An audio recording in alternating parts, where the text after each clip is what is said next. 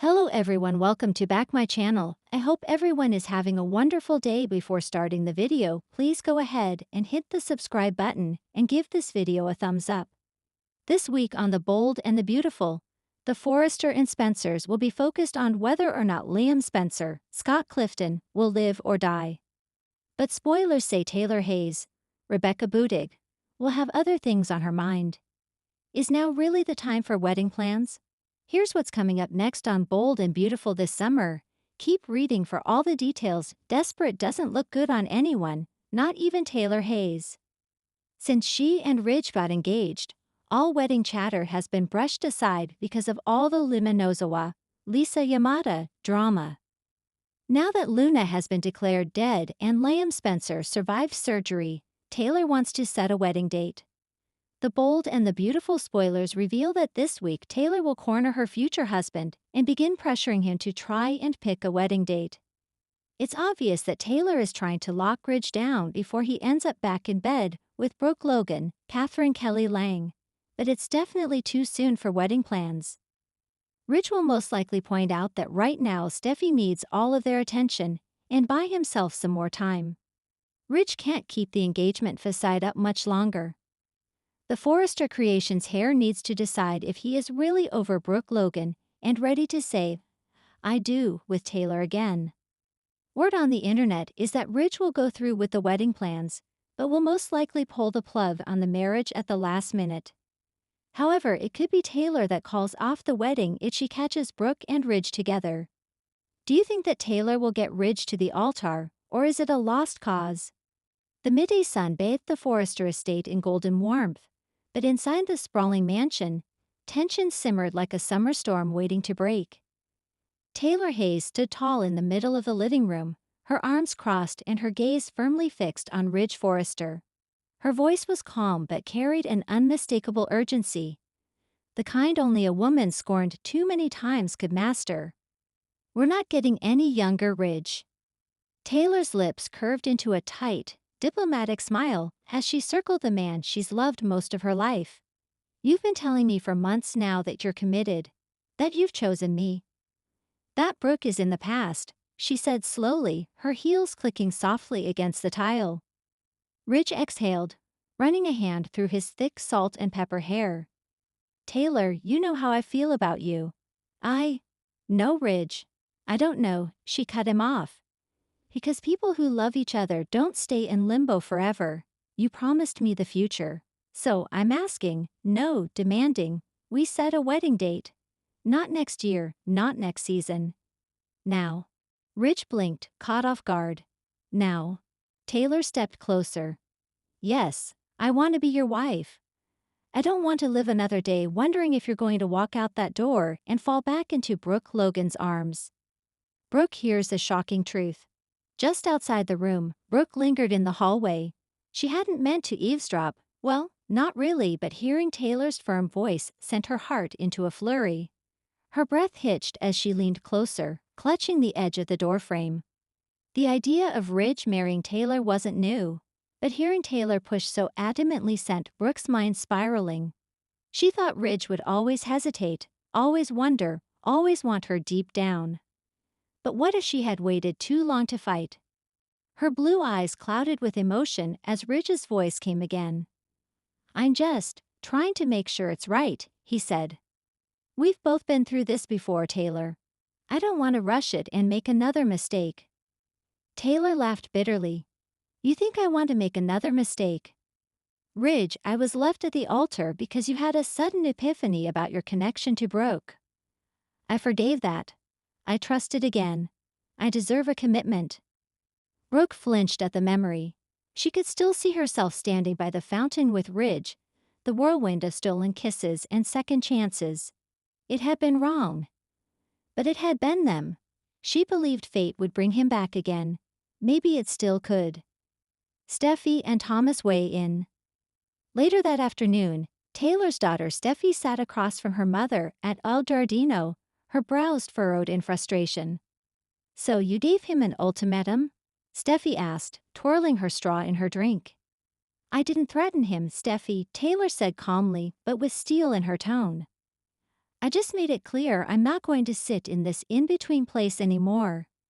I deserve to know if he's truly ready to move forward, or if he's still tethered to Brooke. Steffi nodded slowly. Honestly, Mom, I'm proud of you. You spent so many years letting Ridge set the pace. Maybe he needs a wake-up call. Thomas joined them moments later, having overheard the last part. I agree. If Ridge really loves you, he won't need a calendar to tell him it's time. Taylor sighed. But if he doesn't choose me with his whole heart, I won't walk down that aisle. Thomas exchanged a look with Steffi. Then maybe we nudge him, Steffi smirked, or shove him gently. Ridge's conversation with Eric. Back at Forrester Creations, Ridge found himself in his father's office, distractedly sketching on a pad while Eric observed him. She asked you to pick a date? Eric said, arching a brow. Ridge nodded. Yeah, she's not wrong to ask. It's a big step. Again. Eric offered a knowing smile. Son, you've been stepping back and forth between two women for most of your adult life. Maybe it's time to step forward, not sideways. Ridge chuckled, then sighed. You think I should go through with it? Eric shrugged. I think Taylor is an incredible woman. She's stood by you, forgiven you, been a mother to your children. If you can't see yourself growing old with her without looking over your shoulder, then don't marry her. Ridge looked up sharply. You think I'm still looking over my shoulder? Eric gave a soft, paternal smile. You tell me. Brooke makes her move. Later that evening, Brooke arrived unannounced at Ridge's house. The air between them was immediately electric, heavy with memories. I heard Taylor came by, she said delicately. She did. She wants a wedding. Soon, Brooke added, watching his reaction. Ridge met her gaze. She deserves it. And what do you want? She asked, stepping closer. Because if there's any part of you that still wonders if we belong together, you owe it to yourself, and to her, to face that before you say, I do. Ridge looked torn. Brooke. No, she whispered.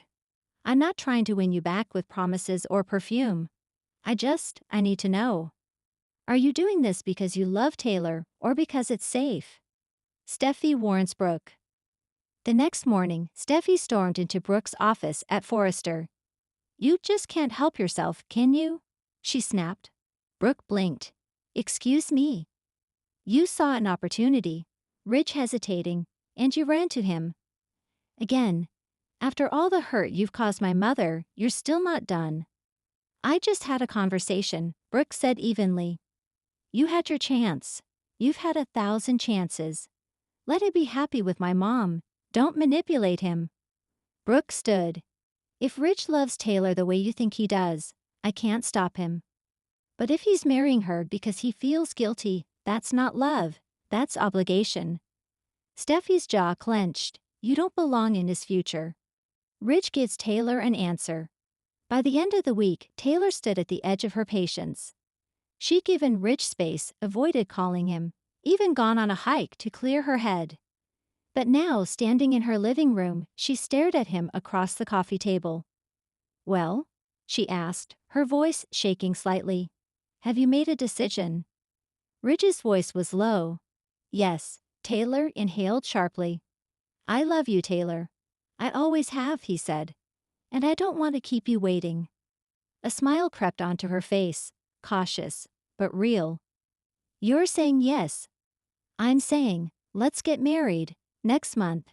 Aspen. Just us, the kids, and peace. Tears sprang to Taylor's eyes. You mean it? Kitty, I do. Brooke's breakdown. Back at her own home, Brooke sat alone with a glass of wine, staring out at the sunset. Hope had just left after urging her to move on, but Brooke couldn't shake the sense of finality in Ridge's eyes. He was choosing Taylor. For real. This time, there might not be another wedding for her. No grand reunion, no more destiny to cling to. She whispered to the air. Goodbye, my love. A tear slipped down her cheek. The calm before the storm. But peace in the bold and the beautiful never lasts.